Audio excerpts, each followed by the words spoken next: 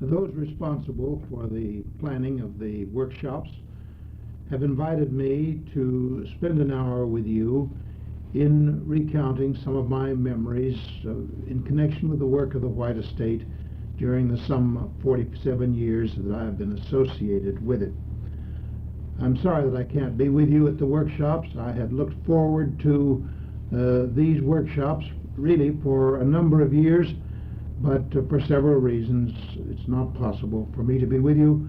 So I invite you into my home out here in the country about 5 miles from the General Conference office, and we'll just spend a little time together reminiscing about some of the highlights of experience down through the years. Perhaps I should begin with my first memories of Ellen White.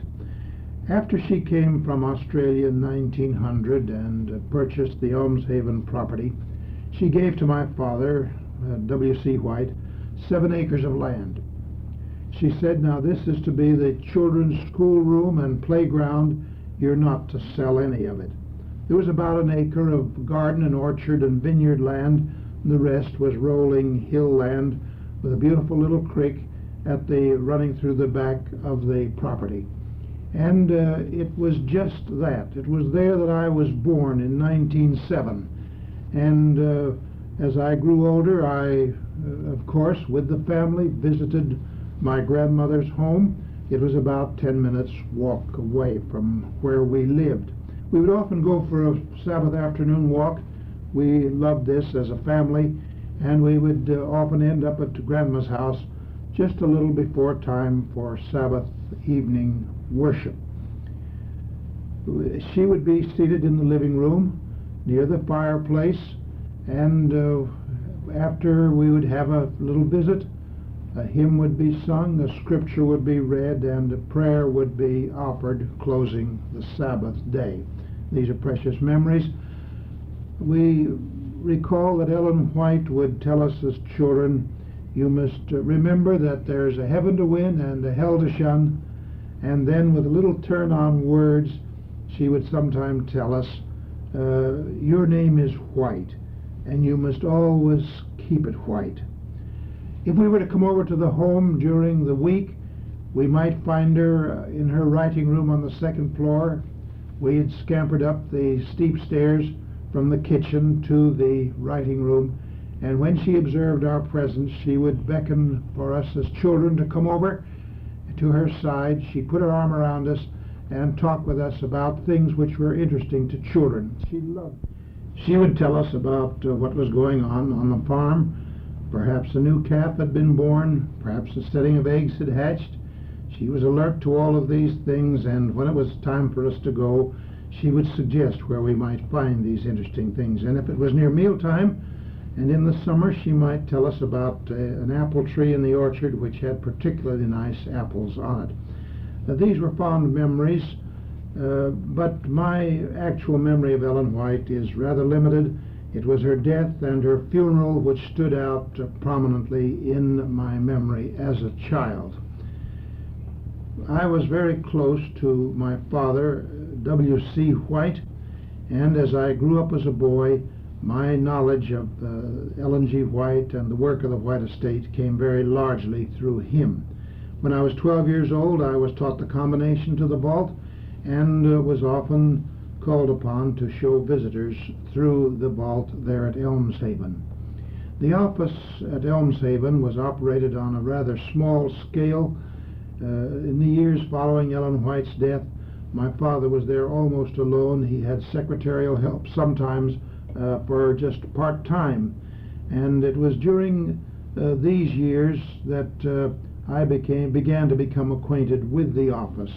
It was in 1919, when my father was away at an autumn council, that the Margaret Rowan forgery of a testimony which authorized her as Ellen White's successor was surreptitiously placed in our files in the vault in connection with a visit of one of her followers. And I was present when the document was found in the manuscript drawer, and as a schoolboy followed through quite closely the development of the Rowan apostasy. When it came time for me to attend college, I chose to take business administration. I had anticipated working in connection with one of our institutions, perhaps a sanitarium or one of our publishing houses, and after a year's work as the assistant accountant at Madison College, I was called to work with my father, who was now 74 years of age, and to assist him in the office, in the keeping of the accounts and in secretarial work. The office during those years was operated on rather a small basis. The staff consisted of 2 or 3 part-time helpers assisting my father and me. The White trustees, appointed by Ellen White in 1913, were growing old, and at this time plans were being laid for the future of the work of the White estate. The plans drawn up called for moving this work to the General Conference headquarters at some future time. They did not wish to call upon W.C. White in his old age to move, but it was understood that when the time came that he could no longer be in charge of the work, it would be moved to Washington, and they began to talk of my going to Washington to assist in the work when it was moved. My memories of working with Elder Daniels, with my father, with Elder Mr. C.H. Jones, manager of the Pacific Press, and one of the trustees, are very vivid and pleasant memories. My father, Elder W.C. White, died in August 1937, and the move to Washington was inevitable. It had been laid out and planned, and my work during the next few months was to close up the work at Elmshaven, to pack and ship all of the materials to the General Conference office, and they arrived in January 1938. We secured a good steel freight car. We packed everything into it, and I put the padlocks on at St. Helena and took the padlocks off at Tacoma Park, and everything came through in good shape. The move to Washington was one which would open the way for us to work more closely with the leaders of the church, and this we appreciated very much. But the work when we first came to Washington was still on quite a limited basis. I came alone, and I was promised the help of a secretary if I needed such, but it wasn't long until Elder D.E. Robinson, who had assisted us in the work at Elmshaven, was called to Washington to serve as an assistant there.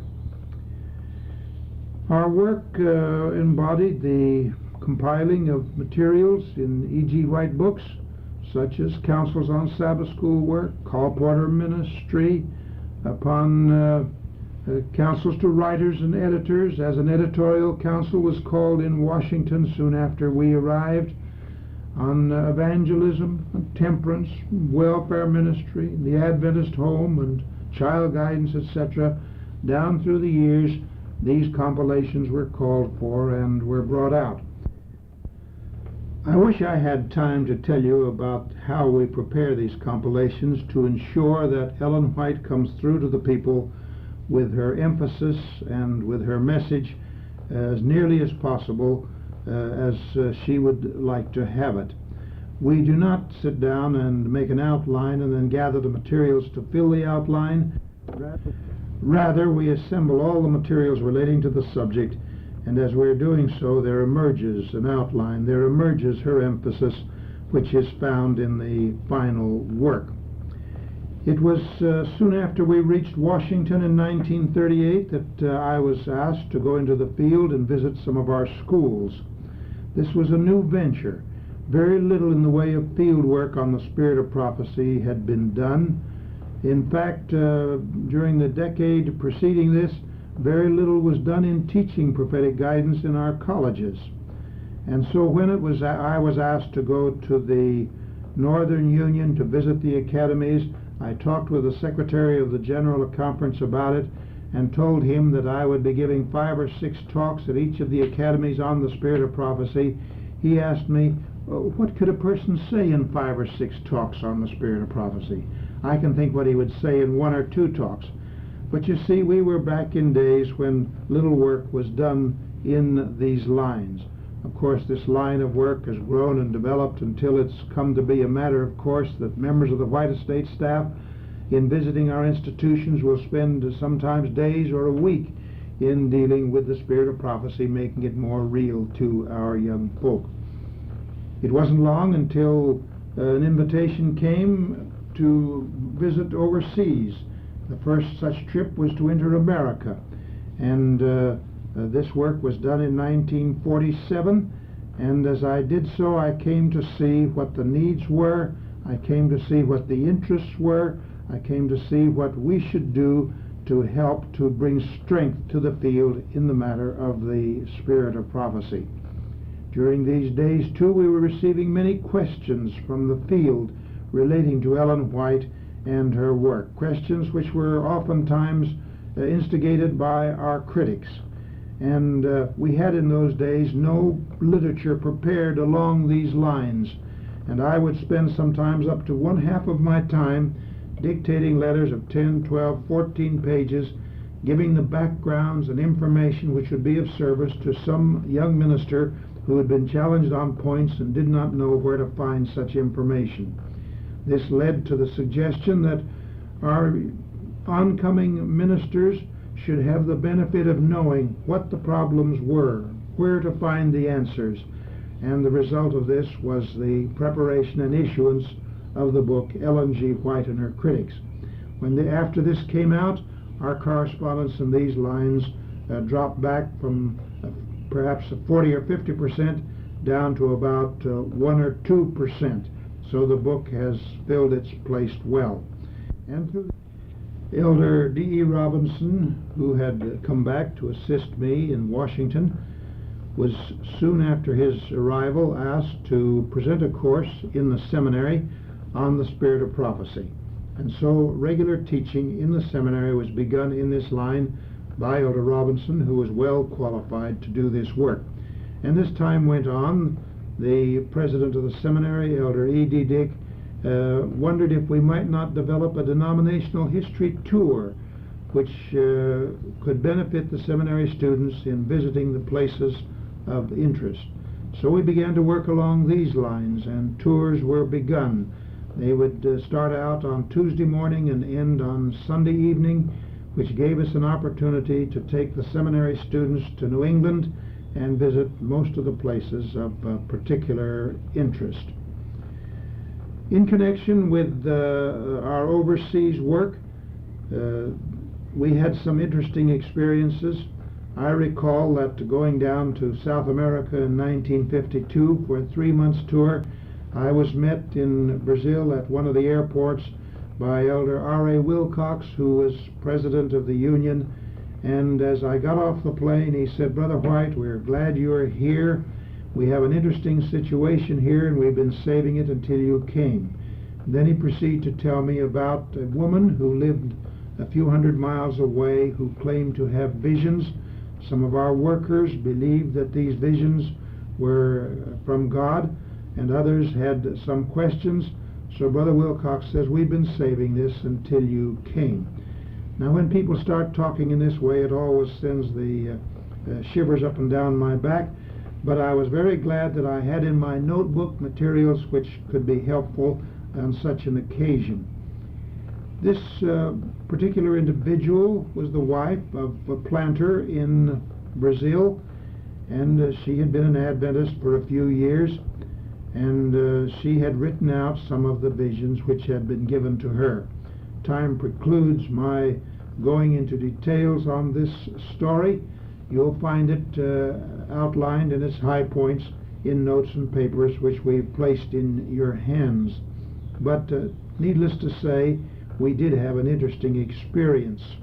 And when we read what she had written as her visions, we found that each of them would fill perhaps a half a page of typewritten material, and many of them centered around her. They focused on her and her activities.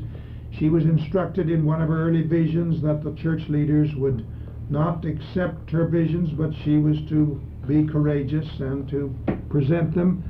And finally it was arranged that in connection with our tour, this woman would be brought to one of our mission headquarters, and we would have some time together.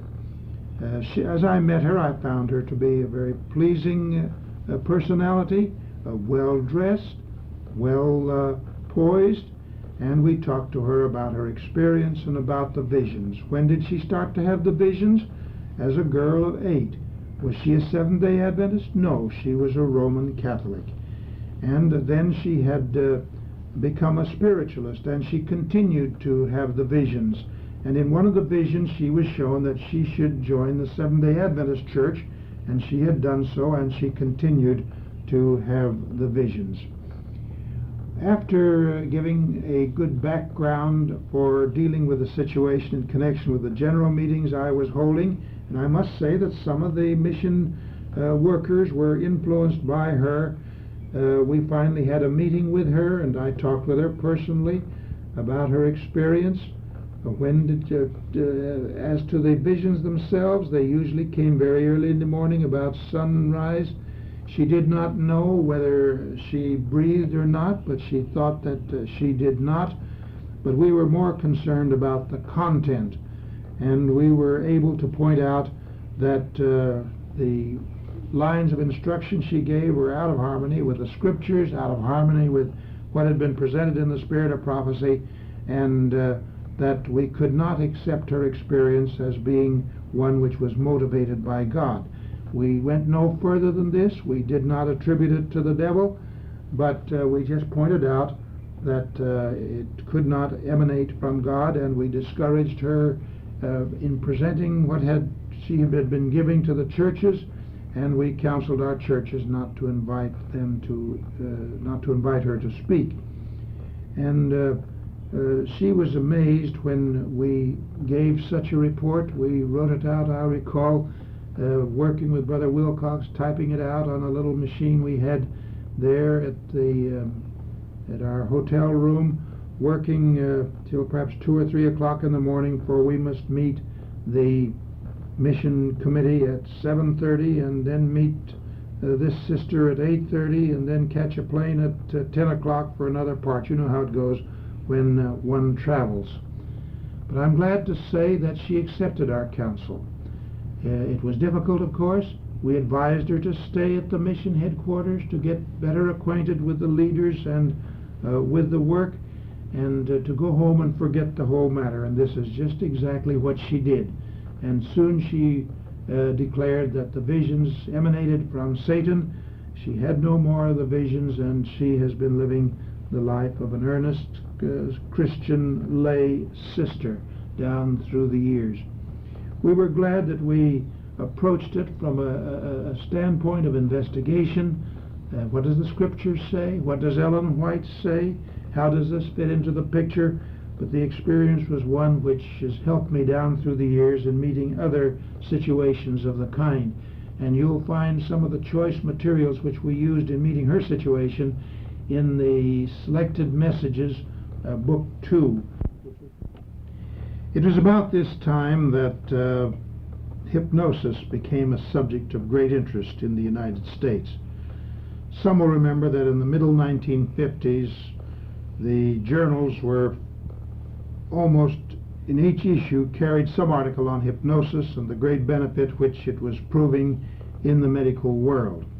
This brought the denomination to somewhat of a conflict because of the knowledge of Ellen White's counsels that hypnosis should be eschewed. We should have nothing to do with it. It was a system which was detrimental, and what would the church do? I'll never forget how, when a committee was appointed, a widely represented committee to give study to the matter and to prepare a resolution to bring to the Fall Council of 1955. As we studied the matter, it became very clear to us that we could not move in the direction of bringing hypnosis into our institutions or employing it in our medical practice, and the Fall Council went on record with an action which encouraged our folks to turn entirely away from it. We were ridiculed at the time, but I've watched with interest the result of church leaders moving out solely on the basis of the Spirit of Prophecy councils and in the face of the claims of medical authorities and taking a stand. It's a stand. I recall being at Loma Linda soon after this, and the matter of hypnosis was rather a hot issue there at the time, and I recall telling a group of workers that I was not a prophet, I was not the son of a prophet, I was only the grandson of a prophet, and I would predict that within 5 years' time a whole change would take place in regard to attitudes towards hypnosis. And it proved that I was not a false prophet, for you find very little in the magazines or in scientific literature which would encourage the use of hypnosis today. The Autumn Council action has saved the church much embarrassment.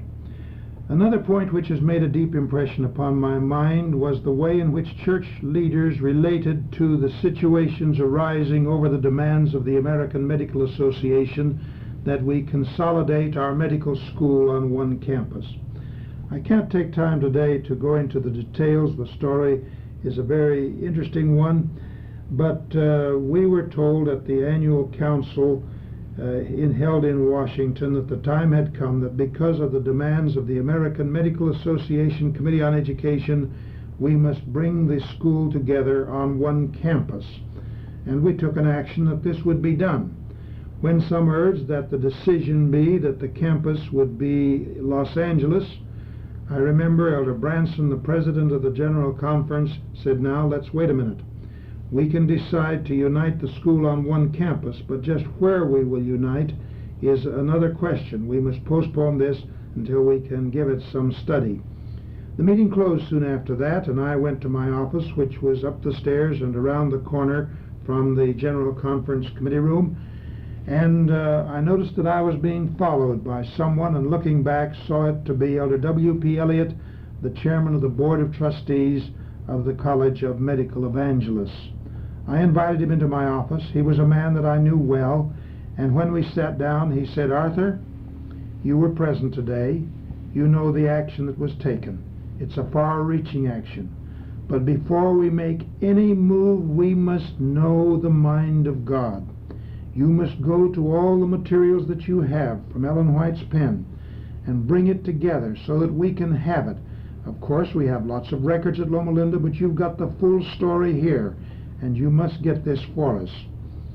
The next day, the secretary of the General Conference, Elder Reebok, called at my office. He said, "Elder White, you know the action which has been taken. We dare not move in this direction until we know what God would have us do. You must go to the files, bring to us not only any counsels relating on where the medical training should take place, but also why Seventh-day Adventists are in medical training and what this training should embody." The next day I received a letter from the president of the General Conference, Elder Branson, saying virtually the same thing. Well, you folk can see that my work was cut out for me that summer.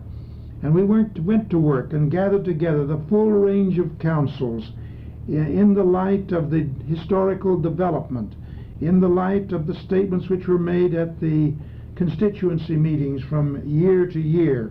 And we placed these materials in the hands of a large committee that had been appointed to give study to the location of the medical school and bring a report to the annual council, or autumn council as we called it in those days. And when the men met, they said, "We must spend a few days studying to know what God would have us do." And when their report came, it was one which called for continuing our medical training at Loma Linda and in Los Angeles, even in spite of the fact that the Medical Association was demanding that we consolidate on one campus. The Lord blessed us in moving in this direction, and we were given allowance by the Committee on Education of the American Medical Association continue as we had, but of course we began to move towards the consolidation of the school and eventually at Loma Linda. I recall walking out of one meeting where these matters were being discussed, and with tears in my eyes, I said, Ellen White's voice is still heard in the church. These were years, too, when we were working on a new index. In 1926, an index to the E.G. White writings had been published, but the publishers, feeling that a work too large would not sell, had insisted that it consist of not more than 600 pages, and thus it was stymied at the outset.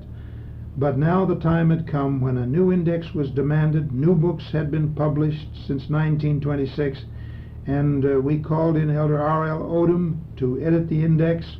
We thought it was a work that could be done in 3 or 4 years. It took 7, but there came 3 beautiful volumes which have proved to be such a value to the church today.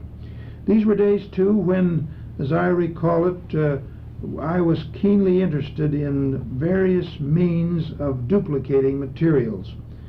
Back in the 1950s, if there was a call for an Ellen G. White article that had appeared in the Review and Herald, the only way in which it could be made available was to type it out and verify it and send it to the person who was calling for it.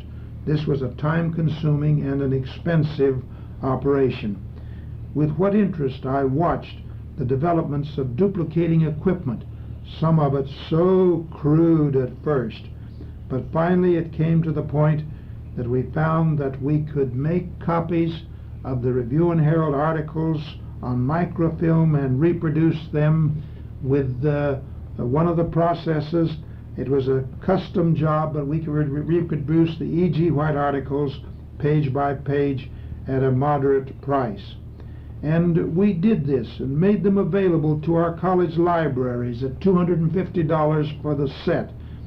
And when this came to the attention of our people, there was aroused immediately an interest in the E.G. White Review and Herald articles, which led to the Review and Herald duplicating them through the offset printing process, a process which had come into being since our moving to Washington.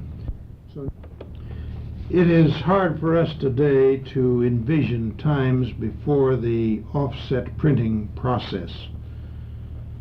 This process has made possible the making available of many important early documents and volumes, including Spiritual Gifts, volumes 1 to 4, Spirit of Prophecy, volumes 1 to 4, Sketches from the Life of Paul, and etc. The work of the church, of course, has been growing down through the years.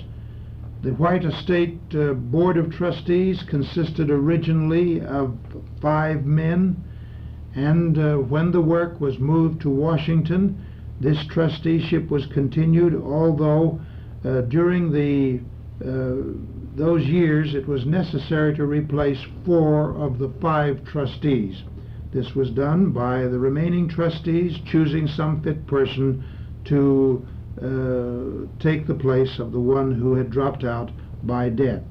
On the death of my father, Elder W.C. White, I, who had worked with him for 9 years as his secretary, was asked to serve as the trustee, filling his place.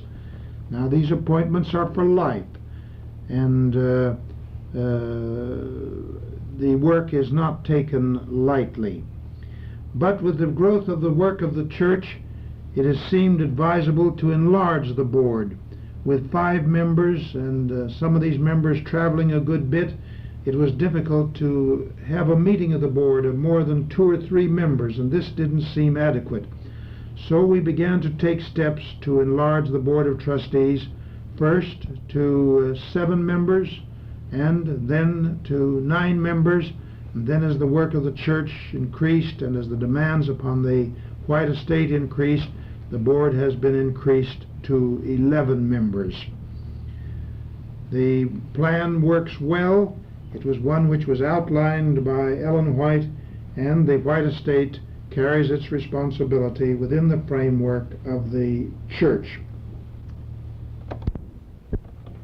And of course, it's been necessary to increase our staff also to care for the demands which are made upon us. For many years we worked with just 1 associate. First Elder D.E. Robinson, then Elder D.E. Reebok, and Elder T.H. Jemison, and then Elder D.A. Delafield was called from work as assistant editor to the Review to serve as the associate secretary of the Ellen G. White estate. He's been with us for about 20 years and has given us excellent help. We were glad as time went on that the brethren saw the need of increasing our staff. Budget provisions were made, and we've called into our office Elder Paul Gordon, and then finally Elder Robert Olson and Elder Don Mansell. And as an assistant in the preparation of the biography, we've called Ron Graybell. So our staff today, as far as menfolk are concerned, is much larger than it was for many years, and we have 4 excellent lady helpers who carry much of the burden of the work of the office. One matter of concern to me all through the years has been the security of documents. A vault was built in connection with the Elmshaven office back when Ellen White was living. It was important to keep these materials where they would be safe from fire loss and also protected from marauders. And I have been alert to security, particularly after the Rowan experience, where a document was surreptitiously placed in our files at a time when we had a half-time lady secretary, and the security measures were not what they are today. But we had all of our eggs in one basket here in Washington. We had the E.G. White manuscript files, we had the duplicates of many of the documents. We had, of course, the periodical files, the document files, and other files relating to our work which are of such importance. And we recognized that while we had a good vault in Washington in time of a national emergency would be a target area, and of course the materials used in the construction of our vault at the General Conference Office would not withstand the kind of bombing which is today prevalent in warfare. And so along about the late 1950s we began to give study to steps which could be taken which would protect the documents, which would give us a file outside of Washington. The first step was to microfilm the E.G. White manuscripts and place these microfilms in a locked, sealed case at one of our centers in the heart of the continent, actually the office of the Central Union Conference. And then, having about 80% of the E.G. White manuscript file in duplicates, we began to think in terms of establishing a file of hard copies outside of Washington. And while we were beginning to lay such plans, a decision was made to establish our university at Berrien Springs in connection with Emmanuel Missionary College, and we asked that in connection with the new buildings which would be erected there, that there be provided a vault which would give us a place of security outside of Washington. Our original plan for this vault was one of the place of security. It had not been thought of as a place for research work.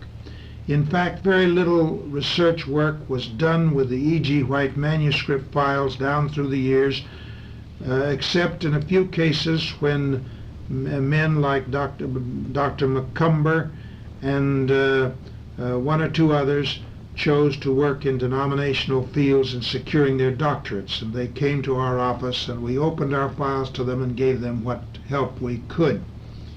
Soon after, however, establishing the materials at Berrien Springs, we saw that there would be an advantage to the university in moving in a way with which the materials could be made available for research. And so in connection with the vault which was provided for us there, over which, by the way, we have complete control, we have extraterritorial rights, and this is the only way in which we could work with security. Arrangements were made for a room in connection with the vault to be used for research purposes. Elder Jemison was then teaching prophetic guidance at Andrews University, and his wife had served as my secretary for some years here in Washington, and in fact as a teenage girl in California had worked some for the White Estate. And as time went on, it just was the natural thing for Mrs. Hetty Jemison to become the person who would be in charge of the details of handling the work at what we now call the Berrien Springs branch of the Ellen G. White Estate. And she serves there in the capacity as an assistant secretary of the Ellen G. White Estate. She is our employee. And we have located there all, duplicate copies of all of the Ellen G. White manuscript files and major portions of other important files, first for security reasons and second for research purposes. As we have moved during the last decade into the work of making the E.G. White manuscript materials available for research, we have found that following rather carefully planned policies which would safeguard the confidentiality of documents which must be held in confidence, particularly testimonies written to individuals, yet the work can be carried on in a way which can be a great blessing to our students who are studying there and can serve the denomination in building a strength in the foundations of spirit of prophecy, confidence, and understandings. The establishment of the center at Berrien Springs has led to the establishment of other research centers in different parts of the world. It was a matter which was given study in 1972 at the annual council in Mexico City, at a time when action was taken that we would move forward in the establishment of several Ellen G. White SDA research centers. At first, some thought that we could just have these centers where we would locate the E.G. White materials, but you cannot separate the spirit of prophecy from our denominational history, and you cannot separate our denominational history from the spirit of prophecy. Consequently, I have urged from the start that these centers must be broad.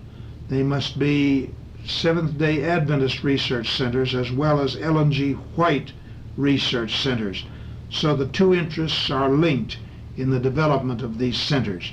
The first of these was opened in our college at Newbold, England, serving the two divisions of, and it was my privilege in April 1974 to cut the ribbon and pronounce the research center open. The curators for the research centers are employees of the Ellen G. White Estate. These research centers are managed under the auspices of the Ellen G. White Estate. There are local committees which carry responsibilities, but the ultimate responsibility rests with the White Estate.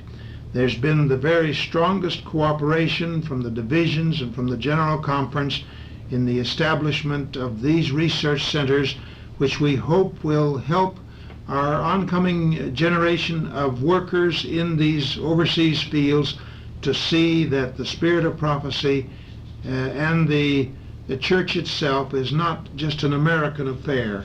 It is a matter of world interest and of world value. Following the opening of the European Center, we turned our attention to responding to requests for a center at Loma Linda and a center in Australia.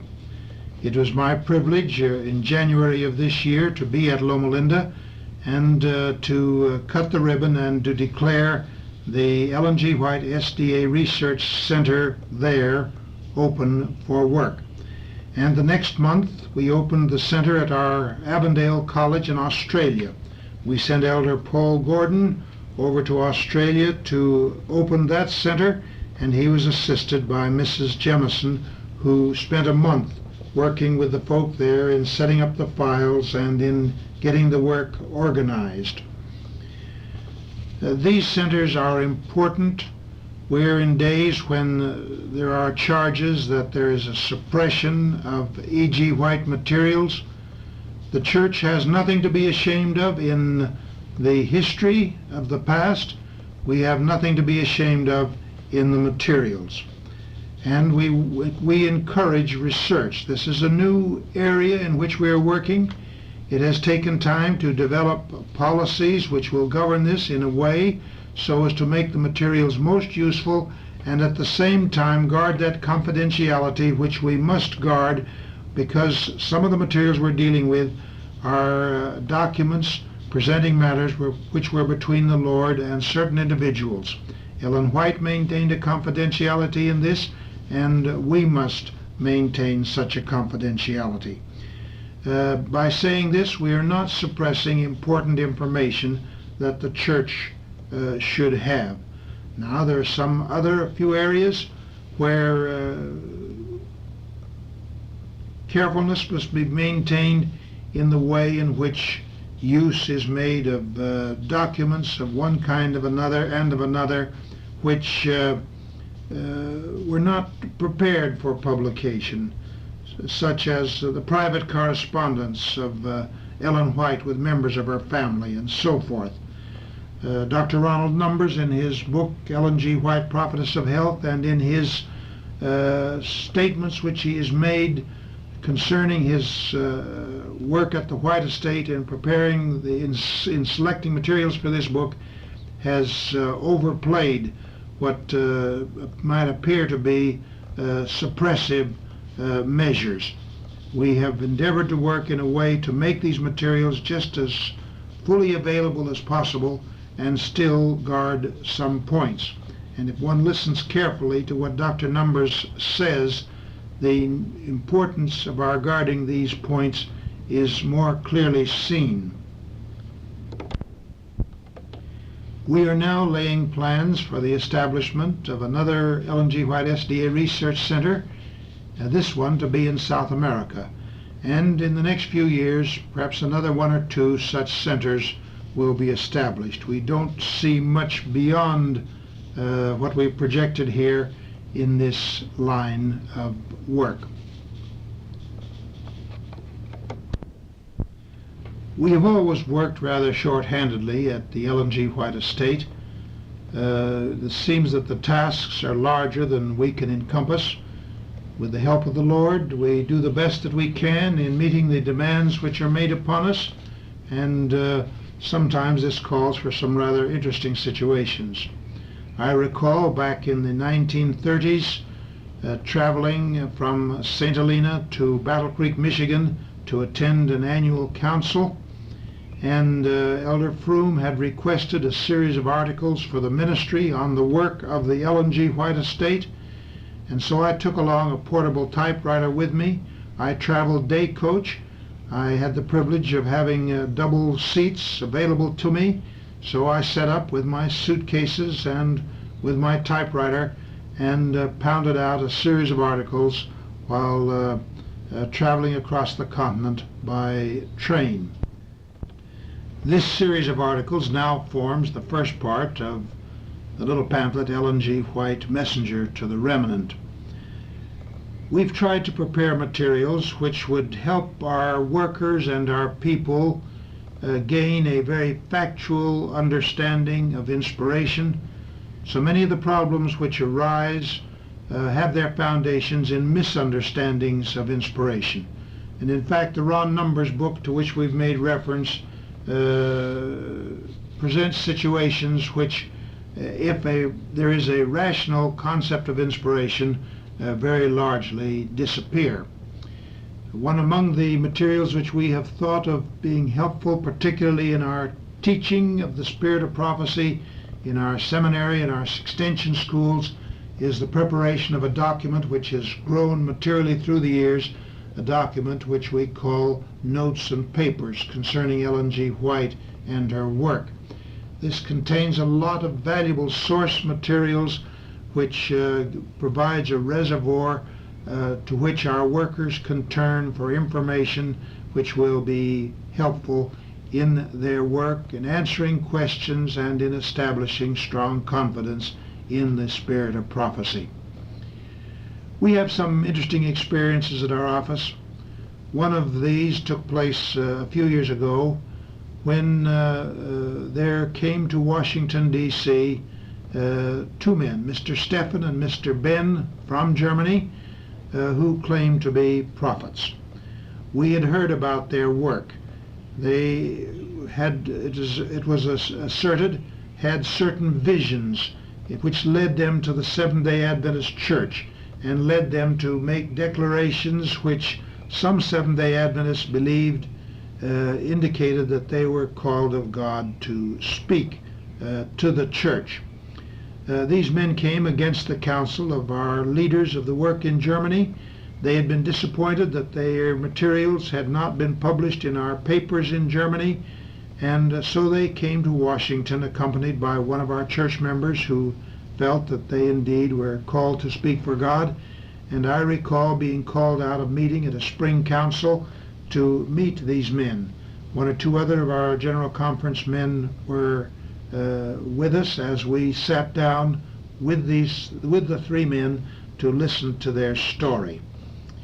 Already the word had crossed the land in the United States that there were new prophets in Germany, and when I was asked at the seminary about them, I said it's too early to give any answer. We haven't seen much of their visions. There isn't much evidence that, as far as I could see, that they were called to speak for God, but we must await judgment until there were certain developments. Now these developments began to come to our attention. One of them was that one of the burdens of their visions was that they must work towards the protection of animals. They must work towards the proper care of animals so that they would not suffer. And immediately this created in our minds the question of the source of the visions. It was bringing it down to the cheap and the common. But we met these men, we listened to their story courteously, and gave counsel in regard to their experience. The meetings were held first in my office.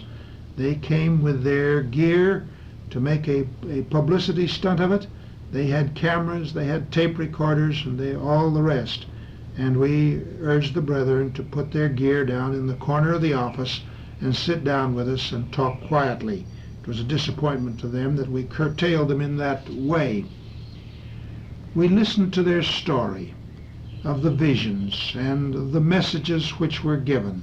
We listened carefully and courteously and patiently, and after listening for a couple of days, the committee that had been appointed to hear them felt that they must prepare a report. In fact, we were being pressed by our leaders in Germany to give a report to help them to know what to do. And our experience in meeting false prophets down through the years helped us in this case. When we had heard them out, we did not declare that their experience was of the devil. We merely declared that from the evidence presented, we could not take the position that the messages came from God. And we urged them to return to Germany and to continue as members of the church, serving the Lord in the capacity of laymen. This, of course, was a great disappointment to them. And when our report, which was prepared, and I might say under pressure, I remember writing parts of it while attending a wedding service, and other parts when I could find a few extra minutes here and there in a very crowded program, but a report which was hurried into duplication so it could be presented to them while they were here and could be sent to our leaders in Germany. Naturally, it was a disappointment to these men that we did not receive them with open arms and commission them to go forth as prophets of the church. And in a visit on the West Coast, in talking with my nephew there, they declared that they had been received courteously in Washington. Elder White had asked them 5 questions, 1, 2, 3, 4, 5, finish. This is an oversimplification. We listened to them carefully. We had no occasion to feel that their work was being directed by the Lord. At the same time, we refrained from giving any supernatural credit to it, although I must say I felt that there probably was a supernatural element. We just sent a report that we could not accept it as of God. Now, of course, you know the developments which have taken place later. Some of those who were involved in this have declared that there were no visions, that the whole thing was a hoax, and how glad we were that we had not tried to define the experience too closely. But we can expect things of this kind, and they will continue.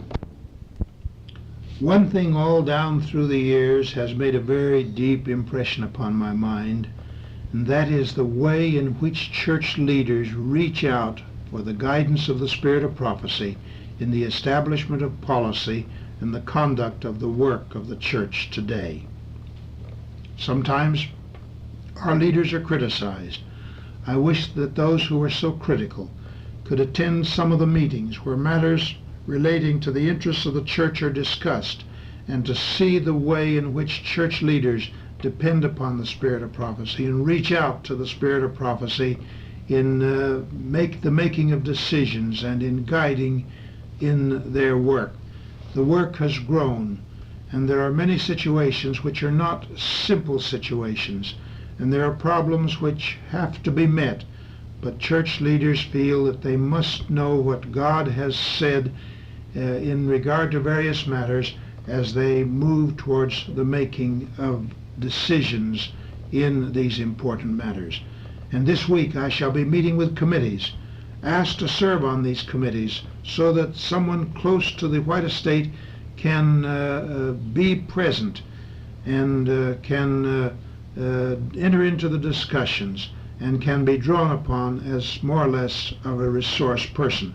I would not imply by this that the leaders are not studying the E.G. White writings as we have them in the many E.G. White books, but recognizing the broader source in the overall reservoir of materials in the White Estate, they reach out for every help which they can be given.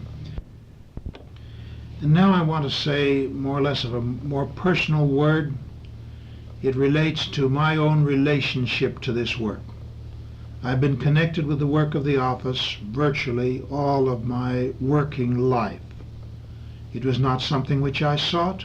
It was not something which I asked for, but I was drawn into the work to carry certain responsibilities, and these responsibilities have increased as time has gone on, and the Lord has been good in opening the way for us to bring in dedicated, consecrated associates which give us such wonderful help in the work. And I'm sure that they all feel as I feel, and that is this: how is it that I should be called upon to carry such responsibilities in working with the sacred documents which mean so much to the church?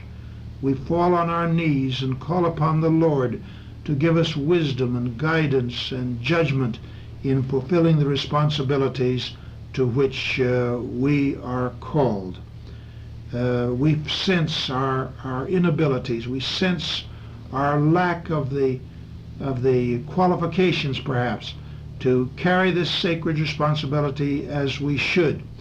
And yet we turn and ask ourselves this question: if the Lord has called us to this work, should we not do our level best to fulfill the responsibilities to which we are called? This is a work that someone must do, and if it falls upon us, with the help of God, we'll do our best to carry the work as it should be carried, to be an honor to Ellen White and her name, an honor to the church, an honor to the cause of God throughout the world.